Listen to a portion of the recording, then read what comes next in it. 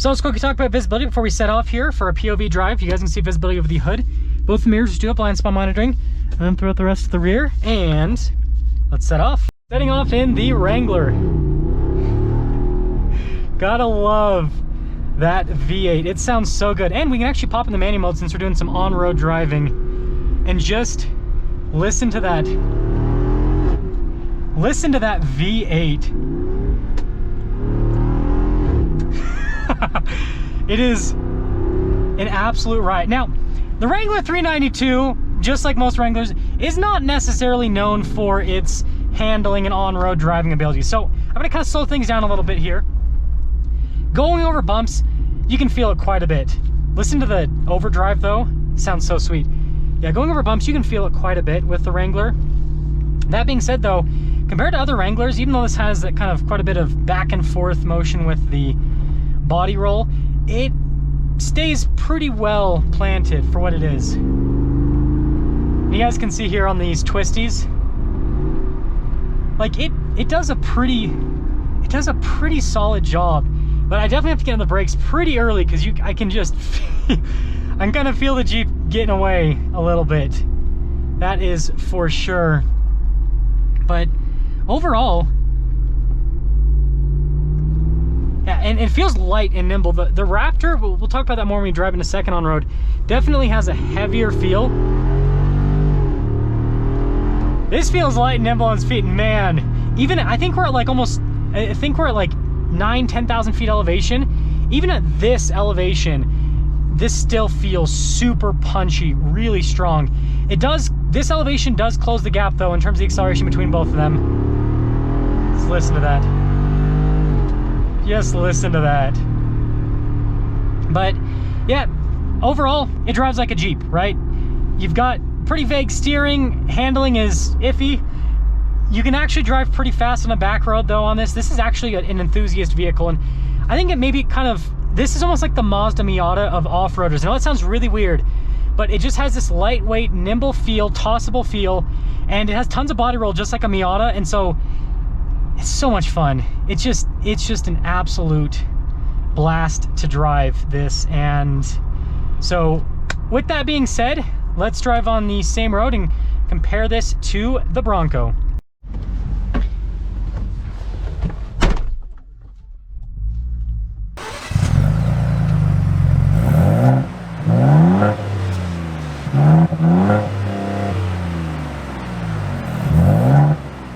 Let's talk about visibility before we set off. Here's visibility of the hood, both of the mirrors, throughout the rest of the rear, and let's set off. Okay, so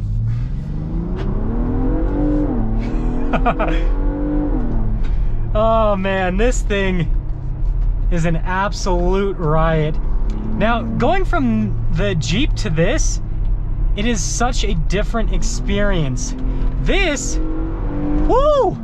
Actually corners. Now it is still a big hefty vehicle on 37s. There's no hiding that.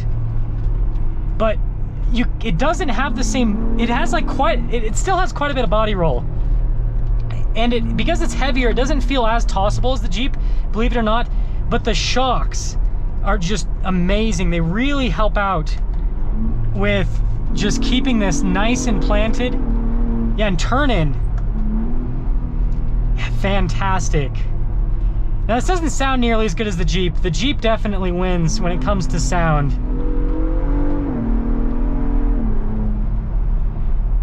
And yeah, it's just crazy, like the speed. The seats definitely hold you in place a lot better here with the Bronco Raptor 2.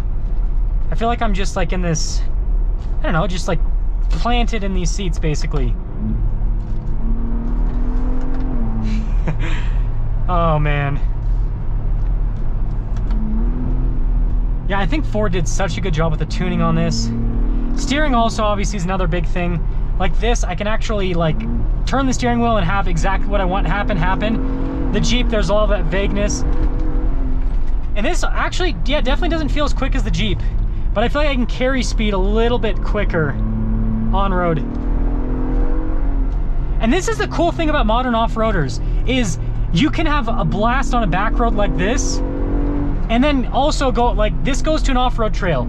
So I can just hoon this down the road to the off-road trail and then hoon it on the off-road trail, and it's such an experience. Both the vehicles you can do that. This though, like I said, it it definitely benefits from handling, that is for sure. So summing things up here with the Bronco Raptor from a driving perspective with this initial on-road driving, before we do like the around town boring driving, I guess is what we'll call it.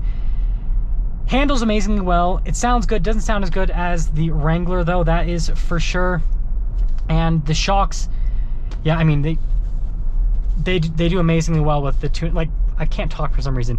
Amazingly well with the shocks. Like, it's just fantastic. So yeah, if you want basically an insane off-roading machine that can handle high-speed off-roading, but it's also fun to drive on-road, and this is way more fun to drive than a regular Bronco, but it just doesn't have the sound of the Jeep, and the Jeep is still really fun to drive on-road. Like, it still has great handling characteristics. So yeah, I mean, it's a tough choice.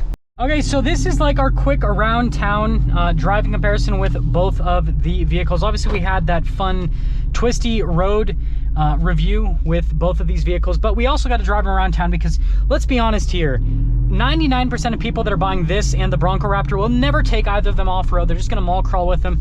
And so we got to talk about how both of these mall crawl. So first off, from a fuel economy standpoint, it's kind of a mixed bag. So this obviously has a V8, and so you'd think that this would get substantially worse fuel economy compared to the Bronco Raptor. That's not reality. So on highway treks, they're pretty much identical with fuel economy.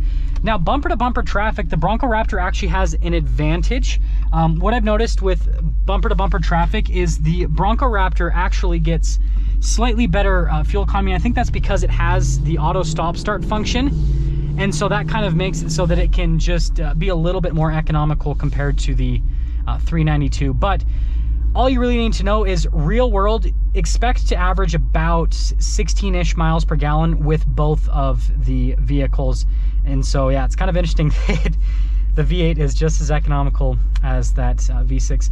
Now, other stuff in terms of on-road driving, these seats in the Wrangler are definitely not as comfortable as the Bronco Raptor seats. They're definitely a little bit harder. I liked what Tommy from TFL said. He said that the Wrangler seats are kind of like a park bench in a sense, which actually kind of makes sense. Now, from a visibility standpoint, both of them have actually really good visibility, and we'll talk about that again when we're driving the Bronco Raptor. But visibility through both of them is great, and that's just most like boxy SUVs like this, is they always just have great visibility. Now, the Jeep, obviously having solid front and rear axles and four-wheel drive all the time, it has the kind of like vague, floaty, all over the place steering, and so it definitely doesn't feel precise. But this is so much smaller than the Bronco Raptor that it doesn't really matter. It's like the Bronco Raptor has precise steering, but it takes up so much of the lane that like you're still having to fight with it. Whereas this, you're having to fight with it because the steering's crazy, but it's so small in the lane that it's not a big deal. And let me just like really hit home at this point. It is a substantial difference, like the size between both of these vehicles. Seriously, it is a substantial difference. This feels like an SUV. This feels like an SUV with a V8. The Bronco Raptor feels like a pickup truck with a V6. That is the difference between both the vehicles in terms of their driving. So this has like a zippy feel to it, whereas the Bronco Raptor does not. The Bronco Raptor has a just big, heavy truck-like feel to it, and so it's just a completely different driving experience. And then obviously, again, you guys heard with the driving comparison when I was doing through those back roads, this definitely sounds substantially better compared to the Bronco Raptor. And so to sum things up here with our little drive around town with the Jeep Wrangler compared to the Bronco Raptor, this drives a lot smaller because it is a lot smaller. It's a lot more narrow. It does have Jeep's weird steering. The seats are a little bit less comfortable. This sounds a lot better. It gets pretty similar fuel economy to the Bronco Raptor, and this drives like an SUV. Like this feels like the only other vehicle that really drives like the V8 Wrangler, frankly, is the Mercedes G-Wagon. This really does drive like this sounds really bad, but this drives like a budget G-Wagon, basically, which if you've ever driven a G-Wagon, like if you've been lucky enough to drive one, it's a pretty fun feeling, and this pretty much feels identical to that. And so, yeah, let's hop into the Bronco. Okay, so setting off here in the Bronco Raptor to compare this in terms of its around town driving to the Jeep Wrangler. So first off, kind of like I said, this feels substantially bigger, and it is a bigger vehicle. It's quite a bit wider. Like the Wrangler doesn't have to have marker lights like this because the Wrangler isn't over 80 inches wide. So you feel the width with the Bronco Raptor, even though you don't see it. And I mean, if you sit the seat up high enough, you can kind of see the fender flare there off to the side. And let me see what the shocks are in. Oh, they're in normal mode. You can kind of see the fender flare off to the side a little bit, but you basically have to use the mirrors to really be able to tell how wide this is. Now, aside from that, in terms of the seat comfort, like I said, these seats are definitely quite a bit more comfortable than the Jeep Wrangler seats. They just, they have nicer bolstering, the padding, the cushioning overall is a lot better. I do prefer the steering wheel. Both of them have nice steering wheels. Frankly, the Jeep has like a beefier steering wheel compared to like a regular Wrangler. And this obviously has the Raptor steering wheel, which is my favorite like SUV / truck steering wheel on the market because they just have like nice grip points. It looks cool. Paddle shifters are great. I love the digital gauge cluster on this. I love a lot of like the infotainment screen tech in this as well. Like I said, I do like the camera system on this a little bit better with my kind of like comparison between both of the vehicles. And so overall, it's a nice place to be. But both of them, I think, have nice interiors. Tommy from TFL, his kind of like opinion is that this obviously has like his own sporty looks, but he feels like the Jeep Wrangler interior just feels a little bit more upscale in terms of materials, because this has quite a bit, like they both have a lot of plastic, but this has like quite a bit more. It has more of like a plasticky look overall with the interior. And then in terms of, you know, actually getting up and talking about daily driving, the biggest thing you notice is this feels like a pickup truck. Like I said, when we were driving the Jeep feels like an SUV. This, I feel like I'm driving a short wheelbase pickup truck. And so it handles amazingly well. Again, this has the Raptor wide body package, which is crazy. And it's got the shocks, right? And so it corners on a dime. Like it handles quite a bit better compared to the Jeep, but it feels huge. Like I feel like I'm heaving around, again, a pickup truck. I don't feel like I'm heaving around an SUV like with the Jeep. It's a substantially different feeling. And also the tire on this is so big, you can't really see out the back end. So this has worse visibility compared to the Jeep. So overall, with this driving comparison with both of them, from an on-road daily driving perspective, both of them have about the same amount of safety tech, so like you don't really win one over the other. Again, like I said, this one has a little bit better camera system. Both of them are actually pretty smooth and comfortable. You do get some weirdness with the solid front axle with the Jeep in terms of steering, and then also over big enough bumps, you do feel it a bit. But that Jeep is pretty squishy, and so it's actually pretty smooth on-road like this. So overall, what I'd have to say is the Jeep, frankly, because they get pretty much the same fuel economy, is a little bit more daily drivable just because of the size.